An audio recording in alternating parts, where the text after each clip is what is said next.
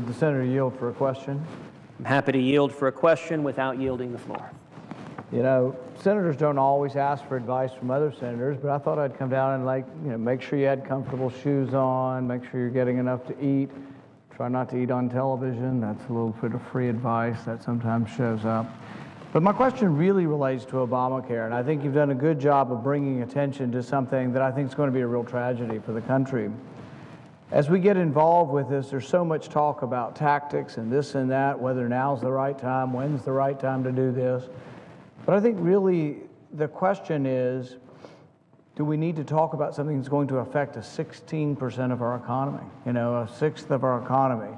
Do we need to bring up an issue? Do we need to draw attention and try to stop something that really can be damaging to the people it precisely is intended to help? Now, I think it's personally, not a good idea to shut down government. I think it's also, though, not a good idea to fund Obamacare. Can they both go together? Can you do one without the other? Some, like the president, have said, oh, Republicans, they just want 100% of what they want or they're going to shut down government. Well, can you say something so patently false and get away with it is my question. The president wants 100% of what he wants. He wants Obamacare as he passed it with only Democrats, and he wants it never to be changed. He wants no compromise. He wants what he wants, or he's willing to shut down the government. That's what this debate is about. Obamacare was passed with only Democrats. No Republican input, no Republican votes. And now when people are saying there are problems, his own people are saying there's problems. The Teamsters have said it's a problem. Authors of the bill are saying it's a train wreck. The former president came out this week and said it's going to hurt the people it was intended to help. So we've got all of these people saying, for goodness sakes, slow this train down, stop this train wreck of Obamacare. And all everybody cries about is, oh, somebody wants to shut down the government. The president doesn't want to compromise. What we're talking about is we don't want to spend money on something that's not going to work and hurt the people, precisely the people it was intended to help. But the thing is how do we fix it? What do we do? Can we scrap the whole thing? Well, the Democrats control one body. We control the other body. They control the presidency. Well, historically, what would happen, and I think what the American people would like to see is we stand up, as the senator from Texas is, and say what we're for. We're for a different solution. We're for competition. We're for the free market. We're for bringing health care to everyone with a lower price. We went through this whole debacle of giving people Obamacare, and it's going to be expensive. Everybody's going to pay more. Many people still won't have insurance, and the ones who do have insurance are going to pay more. So what would we like? Why are we here today? Why is the senator from Texas here today? To say to the president, we need to talk. But what does the president say? He says, my way or the highway. When the American people said they want dialogue between Republicans and Democrats, how do we get there? We have to stand up for what we believe in so they will come and talk. Does it mean we're going to get 100% of what we want? No. But if we don't stand up for what we believe in, how will we have any dialogue? How will we get to compromise? How do we get them to talk to us?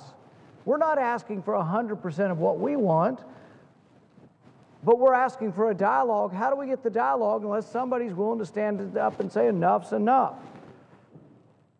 When we look at this, if we want to ever get to the point of getting to compromise, the only way we get there is by standing up and saying, we believe in this. It isn't about us demanding 100% of what we want, but right now, if you look at this objectively, the president's getting 100% of what he wants. Obamacare passed by only Democrats, not one Republican vote. So really, how do we get to what the American people want, which is dialogue and compromise? We have to look at a deadline. We have a deadline. And my question to the senator from Texas is, does he want to shut down the government? Is that his intention? Or is it the president's intention to shut down government? Or is it perhaps that when deadlines come forward, it's a good time for dialogue because no one ever seems to talk at any other time? So I would ask the senator from Texas, what are your intentions? Do you want to shut down government or would you like to find something to make Obamacare less bad? I know we'd both like to repeal it, but would you accept anything in between? Well, I thank the senator from Kentucky for his very fine question, and let me say at the outset before I respond directly to the question that I remember not too many months ago standing on this same Senate floor in the midst of your historic filibuster. And I will say it was one of the proudest moments of my life. Indeed, during your filibuster on drones, that was the first time I'd ever spoken on the Senate floor. And I have observed multiple times that I will go to my grave in debt to Rand Paul.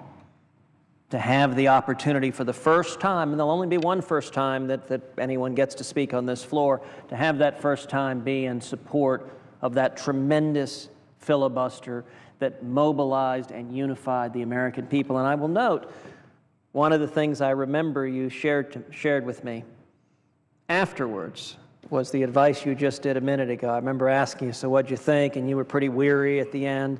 And your comment at the time was, well, I wish I had worn more comfortable shoes. And I'll confess, I thought about that. That struck me as pretty good advice. And so I'm going to make an embarrassing admission here right now. I'm going to get to your question in a second, but I wanted to make an embarrassing admission first, which is, for many years, when I was in private practice, when I was Solicitor General, I wore a particular pair of boots, my argument boots. They're black ostrich boots. Litigators are kind of superstitious souls, and so anytime I went into court to argue a case, I wore my argument boots. I've had them resold, I don't know, 4 or 5 times. And when I had the great honor of serving in this body, being sworn in to the United States Senate, when I was sworn in, standing on those steps just in front of us, I wore my argument boots. And I've worn them every day since. I don't believe there's been a day on this Senate floor that I haven't worn my argument boots. So I had a choice with which I was confronted, which is, do I follow through and wear my argument boots, or do I listen to the very sage counsel from my friend from Kentucky and go with more comfortable shoes? And I will embarrassingly admit that I took the coward's way out. And so went and purchased some black tennis shoes. Actually, I think they're the same model that the senior senator from Utah, Orrin Hatch, wears on a regular basis. And so I am not in my argument boots, and I'll confess, I really do feel embarrassed by that. And so this is, I'm pretty sure, since we're on the Senate floor and C-SPAN's covering it, that this may not be protected by the priest penitent privilege, but I do feel this is a confession of sorts. The question that Senator Rand Paul asked is an excellent question. His question was, does anyone here want to shut down the government? And the answer is absolutely not. We should not shut down the government. We should fund every bit of the government, every aspect of the government, 100% of the government except for Obamacare. And you know what? That's what the House of Representatives did. The House of Representatives, 232 members of the House, including 2 Democrats, voted to fund every bit of the federal government, 100% of it, except for Obamacare. I would note last night on the floor of the Senate, I asked the majority leader to consent to passing the continuing resolution that the House passed, passing it into law. Had the majority leader not stood there and said, I object, the continuing resolution would be passed into law and the government would not be shutting down. The majority leader had every opportunity not to shut down the government. So let me be absolutely clear. We should not shut down the government, and I sincerely hope that Senator Reid and President Obama do not choose to force a government shutdown simply to force Obamacare on the American people. That would be a mistake. Instead, what we should do is listen to the American people, make D.C. listen. Would you yield for one quick question? I'm happy to yield for a question without yielding the floor. Since we're making it clear that the Republican message and alternative here is not to shut down government, our desire is to have no Obamacare. We desire not to have it. We think he went the wrong direction. But we don't control all of the government. We don't control the Senate. It's controlled by the opposition party. We don't control the presidency. My question to you is, if you can't get everything you want, if you can't defund Obamacare, which is exactly what you and I both agree on, and millions of people across America want us to get rid of Obamacare, but if you can't, if you stand today and argue and cannot get rid of it, will you accept a compromise? Will you work with the president? Will you work with the majority leader if they're willing to come and say, you know what, we're right, we messed up on a bunch of this. There's a lot of people who are going to be hurt by Obamacare. So a lot of part-time workers are going to lose their jobs or going to lose hours. They're going to be real workers who are full-time who are going to lose their insurance or their jobs. Are you willing to work with us? Are you willing to work with with the leader, Senator Reid, with the president to find a compromise? Well, I thank the senator from Kentucky for that question. I think it's a very good question. You know, this afternoon, you and I and all of the Republican members of the conference spent some 2 hours in a closed-door strategy session. And I'm not going to reveal what anyone else said there, but I certainly feel comfortable revealing what I said there, which is, if we are going to make real progress in solving the problem that is Obamacare, in listening to the American people, in mitigating the job losses, the people losing their health insurance, all of the harms that are coming from Obamacare, we've got to stand and fight right now.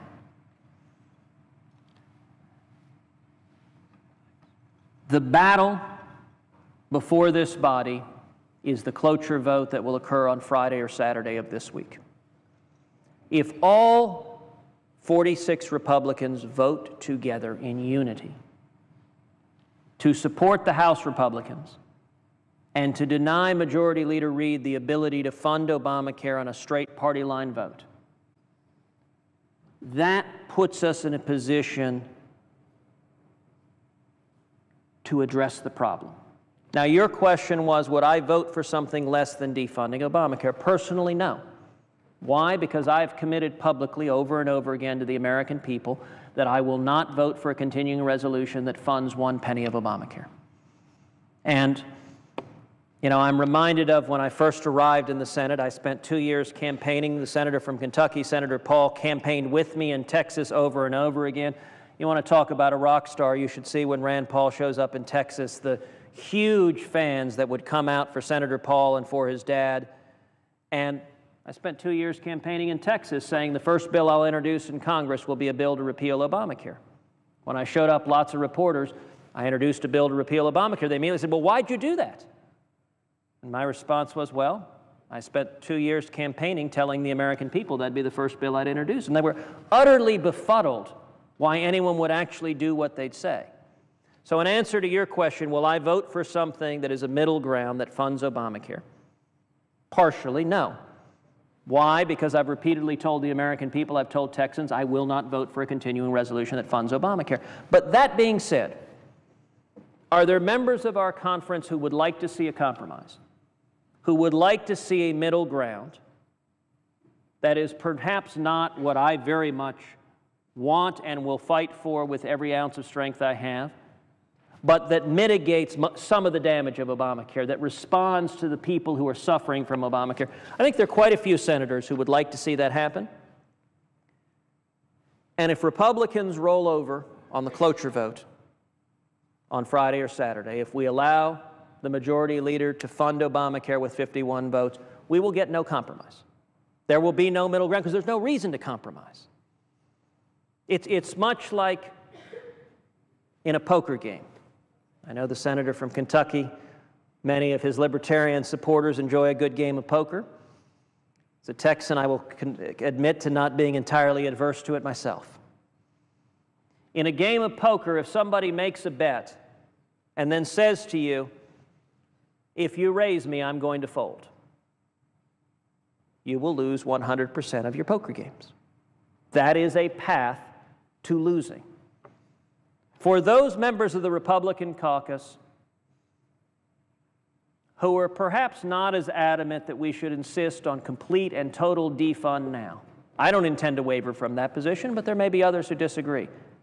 If you want to get to any middle ground that is not a symbolic vote to tell our constituents, but that actually changes the law to make things better for the men and women at home, to mitigate the harms of Obamacare, the only way to do so is for Republicans to stand united and to deny the majority leader the ability to fund Obamacare on a 51-vote partisan vote.